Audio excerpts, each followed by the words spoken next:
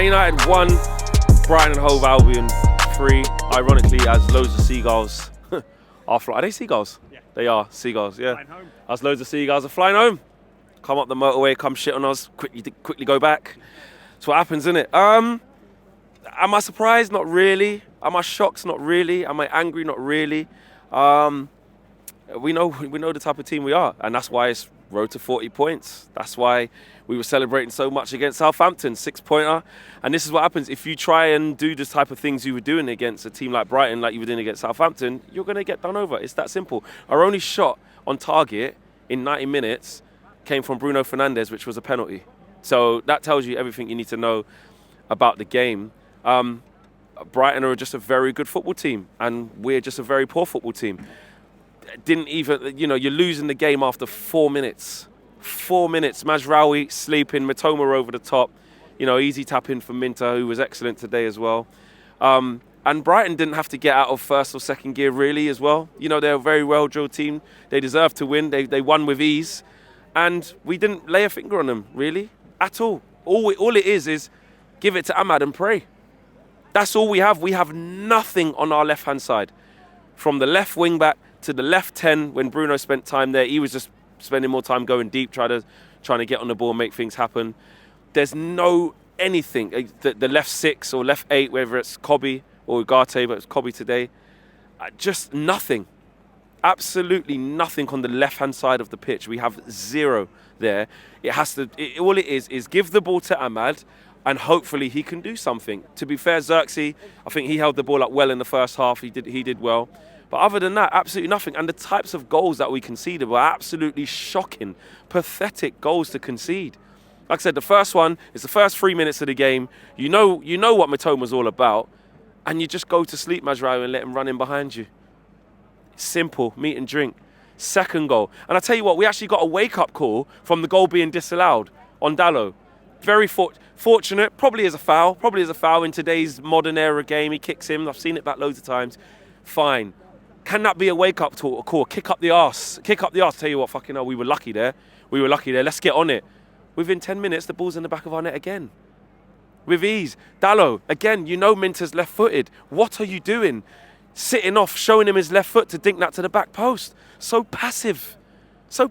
No urgency to shut off that angle. No intelligence to say, let me show him on his right. Or at least let me be on his left-hand side. So if he does cross this ball, maybe I can block it. Maybe. But no, Mazraoui again sleeping at the back post with Mitoma, gets mangled and dangled on the post. Just pathetic. And then Onana, he just kills the game with another, we know all about them. Not good enough. To be fair, KG said on the red carpet that he's one of the biggest issues and he has to go very, very highly. And we argued with him and said, we need wing-backs before that. We need a striker before that. And he said, yeah, but that's why the keeper's third, which in the end we did agree with, but you might have to put that second.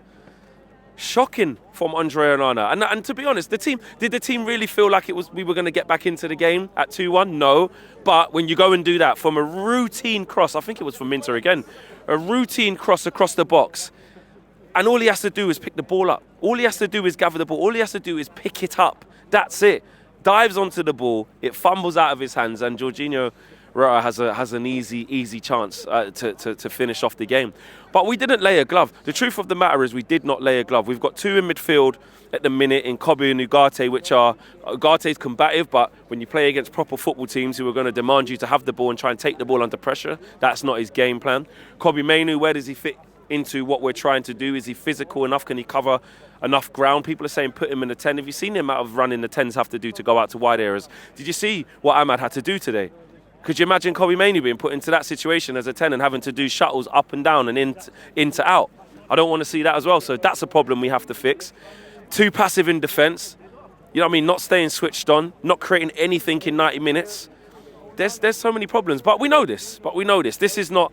What I'm saying is not new. Do you know what I mean? And teams that are well drilled like Brighton, you have all their players for the system that are better coached than us, have some better players than us in certain positions as well. Was just meat and drink for them all game. And this is why we have to just stay focused ahead. We got away with it against Southampton because Ahmad saved us. It's as simple as that. For 80 minutes, we got absolutely outplayed by Southampton. Well, for 80 minutes, we looked terrible against Southampton. Do you know what I mean? And you try and do that against a team like Brighton, you're going to get moved to. And it's that simple. It's really, really that simple. When you go Fulham away and all these types of games, forget it. Forget about it. Forget about it. So, listen, I'm not shocked by what I've seen. I'm not shocked by what we're going to continue to see. We know it's going to be up and down. You know, towards the end of the game for like 5 minutes, you're bringing on Anthony, who's basically on his way to Real Sociedad tomorrow. It's a Real Betis, sorry. Like, what was the point? You know, you're looking at Toby Collier now. Are you going to have to get him in there to start a few games to try and calm things down? Young kid, but he's got energy. Yoro, again, struggled a little bit here and there. It's a good vote of confidence from the manager to give him another game, but didn't really pay off. Just poor. And like I said, Brighton didn't even really have to get out of first or second gear. They were very comfortable the whole game, very well drilled, had the luxury of Old Trafford to do what they wanted to do. And at half-time, the game was in the balance, to be fair. After we conceded so early, we actually did well to calm down, play some football, and lead up to the penalty. But it's taken the momentum from then to push on. It was Brighton who had the chance before half-time that Dalot blocked, that Bruno put us into a bad spot just before half-time.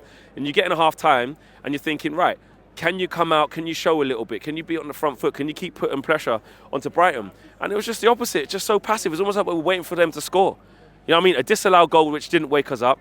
Then, you know, a passive ball to the back post again, goal. And then Onana decides to just think, right, let's not give us any chance of getting a draw out of this. Let me just mess up. And that's going to happen for the rest of the season as well. Bayern has heroics against Arsenal, of course, but we know his limitations. Onana, just not good enough. Every 4 or 5 games, or 5 to 6 games, you will get one of those, maybe 2 of those, where he just makes a complete error that leads to the goal and will either kill our confidence or kill the game, which it did both today. And that's what we are. That's what we are. We don't have technical players. We don't have any wing-backs. It's January the 19th now. Was it 20th? Whatever the date is today. 19th.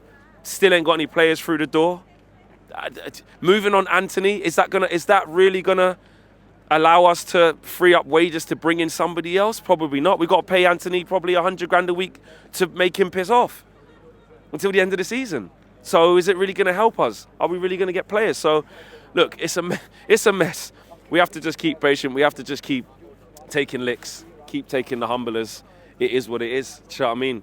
We have to keep going in this manner. Nothing's going to change. We're going to have games where we nick it. Because we obviously have to play these games. When we play any team of substantial quality, this is what will happen. The teams in and around us, Ipswich, the Southampton game, who else is down there? Wolves, Palace, Spurs. We just have to win Everton. We just have to try and win them games. Just keep above water. We're finishing 12th, 13th, 14th this year anyway. You just got to get to the summer, get the clear out happening, and take the licks. There's no point coming out here shouting and swearing and cussing. We know what the team is. We know how pathetic some areas are. And some days we can be saved by some individual brilliance because Ahmad's exceptional. Other days it ain't going to work like that. It's that simple. So roll on Europa League. Rangers at home. Listen, they ain't great. Good thing we're not playing them at Ibrox, but they'll come here and give us a game. This is, one of them British derbies, if you want to call it that. You know what I mean? It's not; those are not easy games. If Rangers and Celtic come to town, they're big football clubs with big followings. They play with an angst. They play with like it's a rivalry. Do you know what I'm saying? So that's not going to be an easy game. I can't even remember who we got after that. Who we got next to the league? Fulham away. Blood clot. Forget that. Forget that. Fulham away next. There you go. So have that for confidence. I can't see us getting change out of that. So let me know what you guys think. It is what it is.